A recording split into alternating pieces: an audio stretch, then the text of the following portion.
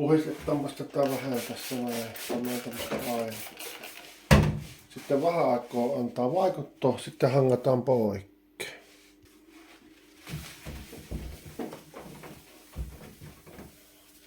Kyllä se siitä puhistuu.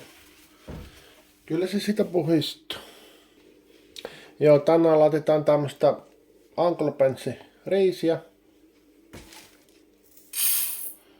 2 ihmiselle 1,5 desiä riittää ohjeen mukaan. Siinä on 1,5 desiä nyt näin. Ja sitten täällä on kiehuvata vettä.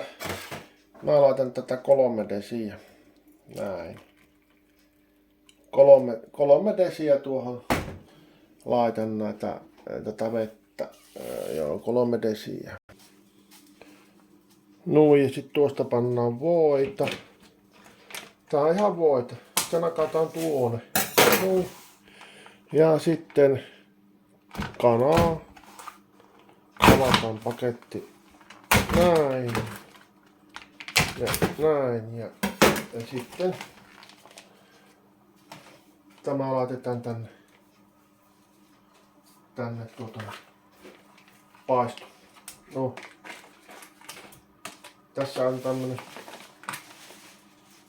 tämmöistä lientä on tässä, niin tätä lientähän nyt ei kannata laittaa, tätä lientä. Niin joo, kanat on paistunut semmosen 4 minuuttia ja sitten minä käännän nämä kaikki ympäri. Ja sitten aion paistua toisinpäin vielä 3 minuuttia, kaikki käännöin. Minä en pyörittele näitä hirveästi, ne on vaan kaksi kertaa näin. Sitten laitetaan tämmönen kastike tuohon kalan sekkaan. Tääkin on Uncle Bensia tällä kertaa. Jos näitä ei saa auki, kokeillaan tämmöstä.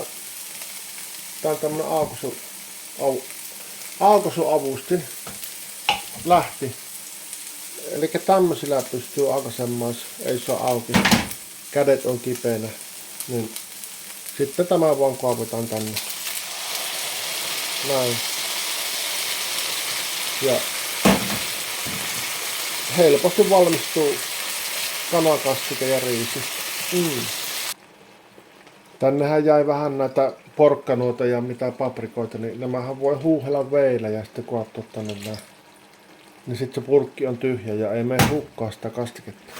Näin kannattaa tehdä, joo. Nyt minä mokasin, kun minä yleensä koirille annan pikkusen kannaa ja minä laitoin jotain kastikkeen tähän, mutta mä laitan tähän siivilään. Näin. Ja sitten minä huuhun tämän kanat niin kastikkeesta poikkeen, niin sitten koirikin voi maistaa kastiketta. Näinhän tää pystyy korjaamaan. Kyllä se koirakin sai oman osan kannaa, niin se tulee koirallekin hyvää mielestä, kun saa maistaa kannaa. Nythän se pääsee itekin syömään sitten, kun ruoka on valmista. Joo, kyllä se näin tehdään, itekin syömään. No niin. Ja sunnuntai-lounas on valmis. Siinä se on. Uncle Ben's kastiketta, kanariisiä, salattia. Ja olihan sitä vesimelonia eikä vielä. Ja eikö syömään. Nam nam nam. No niin, ruoka on syöty. Oli hyvä.